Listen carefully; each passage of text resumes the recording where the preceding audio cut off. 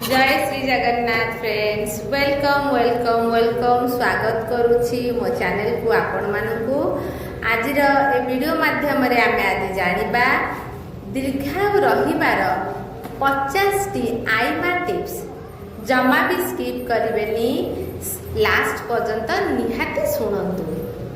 Number 8 सकाळु जदि आपण जीरा चोबाई पानी पियंती तेबे हजम शक्ति वृद्धि पाइबा सहित पेटर चर्बी अंश कम हो जाए। नंबर 2 सप्ताहरु 2 रु 3 थर करंजिया साहाड़ा किंबा लिंबो काठीरे निहाती भावरे दांत घसंतु। एहा द्वारा दांत मजबूत होता है। नंबर 3 जदि अधिक जोर रे जर होउथाए तेबे सेही समय रे जदि हेंगु सेवन करंती तेबे तुरंत आराम मिलथाए। नंबर 4 हेंगु जुआनी रसुण को सोरिष तेल रे पकेई एहाकु आंठु गंठी आदि रे मालिश करिबा द्वारा आंठु गंठी जंत्रणा दूर होइथाए।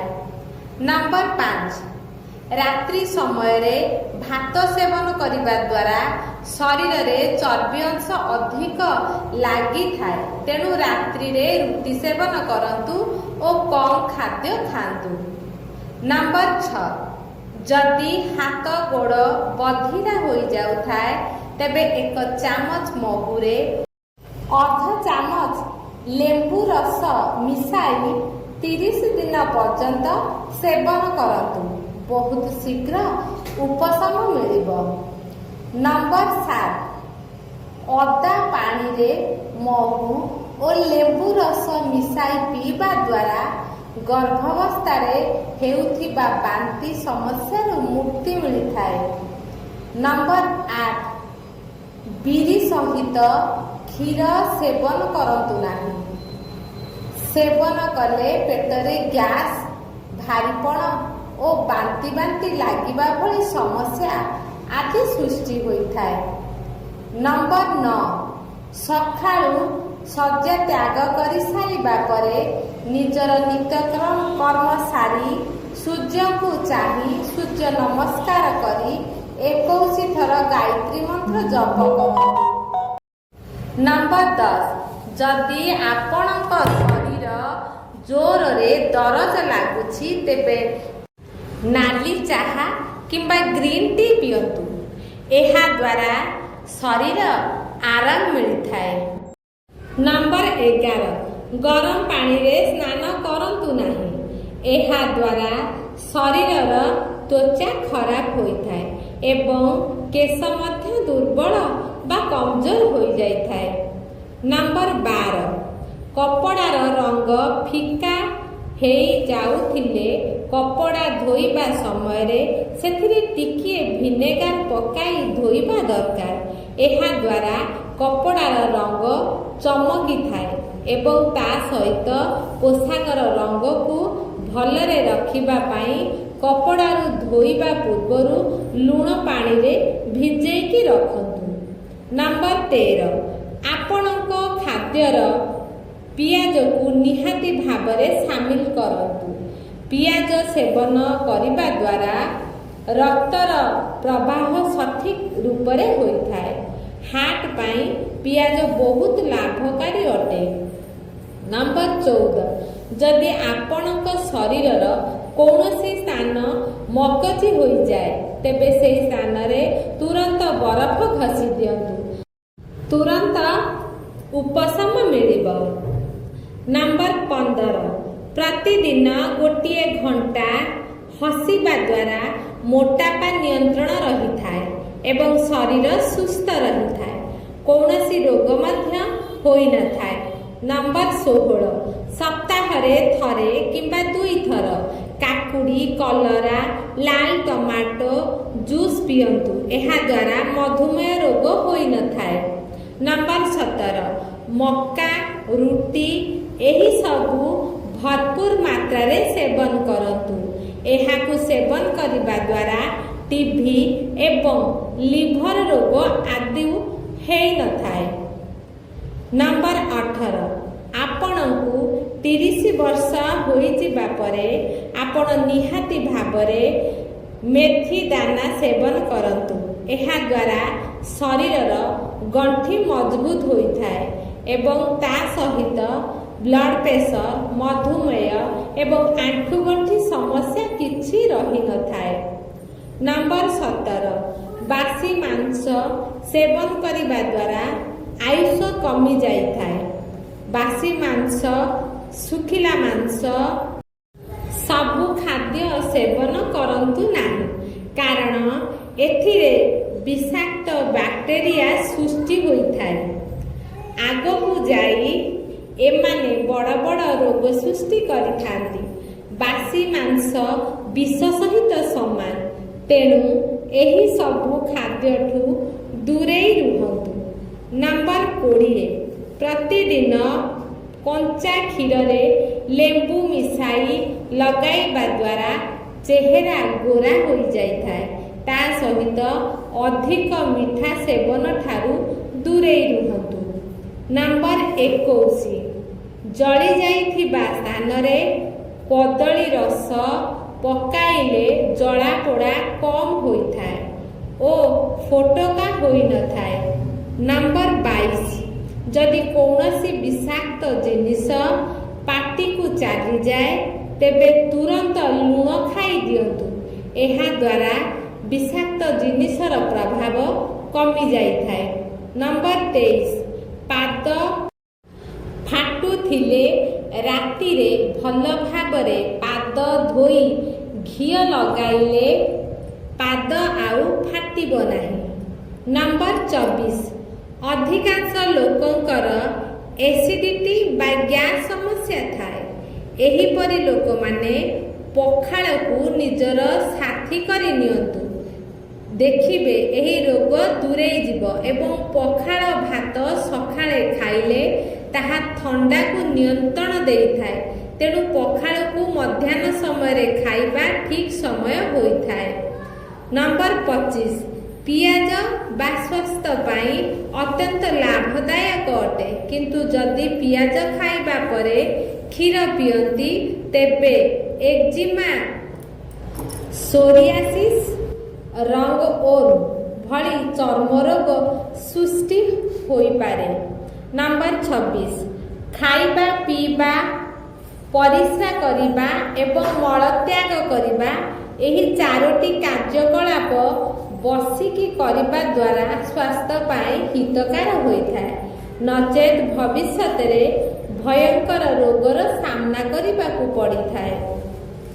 नंबर 27 खजुरी कोली देह पाई बहुत भल होइथाए।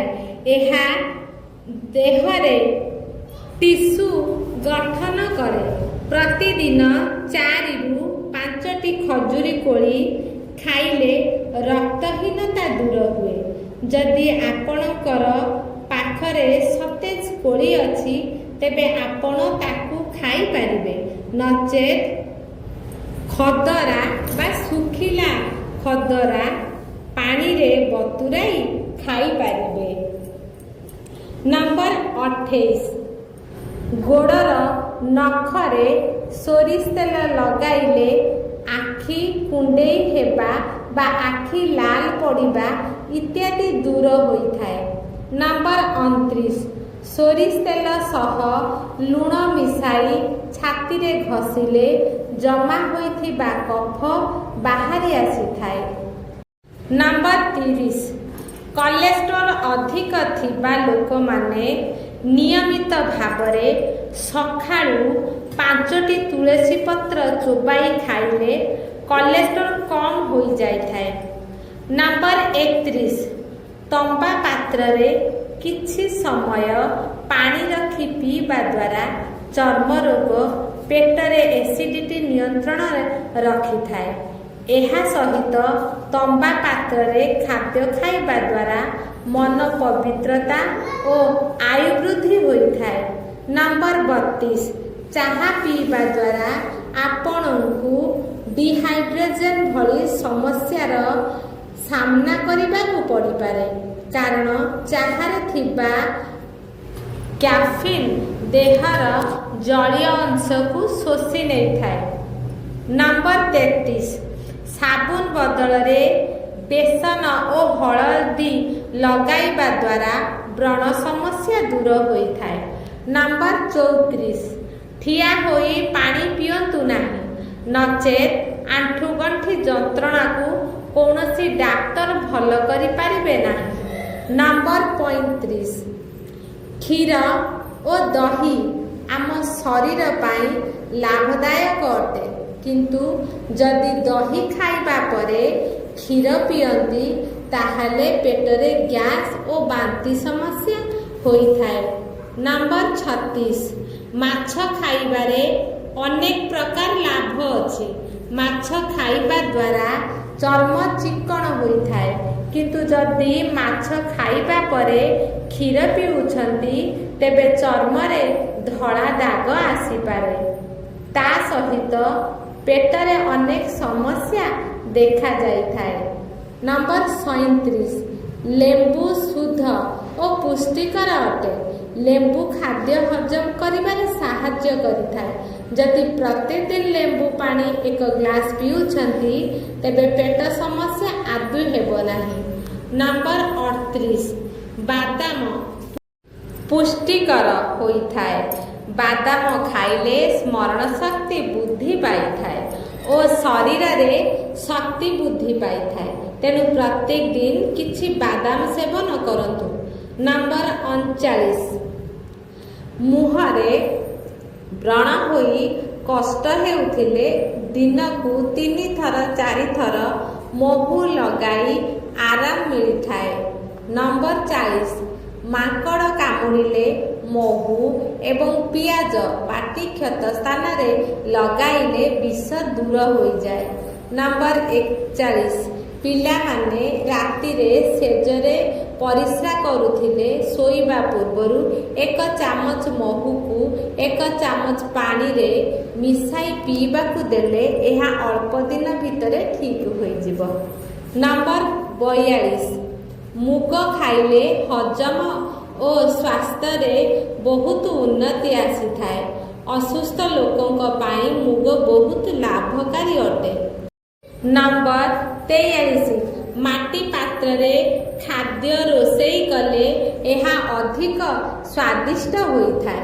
ଏହିପରି ପାତ୍ରରେ ଖାଦ୍ୟ ଖାଇଲେ ରୋଗ ହେବାକୁ ଆଶଙ୍କା କମିଯାଏ। ନମ୍ବର 44, ଜିରା ମଣିଷର ଖାଦ୍ୟ ପଦାର୍ଥକୁ ବହୁତ ଭଲ ଭାବରେ ହଜମ କରିଥାଏ। ଶରୀରରେ ଥିବା ବିଷାକ୍ତ ପଦାର୍ଥକୁ ବାହାର କରିଥାଏ। 1 ଚାମଚ ଜିରା ପାଉଡରକୁ 1 ଚାମଚ ଅଦା ସହ ମିଶାଇ ଉଷୁମ ପାଣି ସହିତ ପିଇଲେ ଶରୀରରେ ଇମ୍ୟୁନିଟି ପାୱାର ବଢ଼ିଥାଏ। ନମ୍ବର 45, ରସ ପାତ୍ରରେ ଖାଦ୍ୟ ଖାଇବା ଦ୍ୱାରା ମନରେ ମାନସିକ ଚିନ୍ତା ବୃଦ୍ଧି ସହ ମନୁଷ୍ୟ ଚିଡ଼ଚିଡ଼ା ହୋଇଥାଏ। ନମ୍ବର 46, ଲୌହ କିମ୍ବା ଷ୍ଟିଲ୍ ପାତ୍ରରେ ଖାଦ୍ୟ ଖାଇଲେ ମନ ଅସ୍ଥିର, ପେଟରେ ବାୟୁ ବୃଦ୍ଧି ହେବାର ସମ୍ଭାବନା ଅଧିକ ଥାଏ। ନମ୍ବର 47, ଅଦାକୁ ସର୍ବ ଭାରତୀୟ ଔଷଧ ଭାବେ ବିବେଚନା କରାଯାଇଛି। ଏହା ଆମ ଶରୀର ପାଇଁ ବହୁତ ଭଲ। ହଜମ ଶକ୍ତିକୁ ବଢ଼ାଇବା ପାଇଁ ଅଦା ସହିତ ଅଳ୍ପ ଲେମ୍ବୁ ରସ ଓ ଅଳ୍ପ ଲୁଣ ମିଶାଇ ଭୋଜନର ଅଧଘଣ୍ଟା ପୂର୍ବରୁ ଖାଆନ୍ତୁ।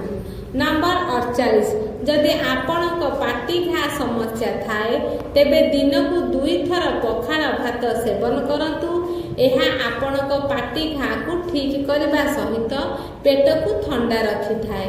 ନମ୍ବର 49, ବିରିର ଯେକୌଣସି ଖାଦ୍ୟ ପଦାର୍ଥ ଖାଇବା ପରେ କ୍ଷୀର ଖାଆନ୍ତୁ ନାହିଁ।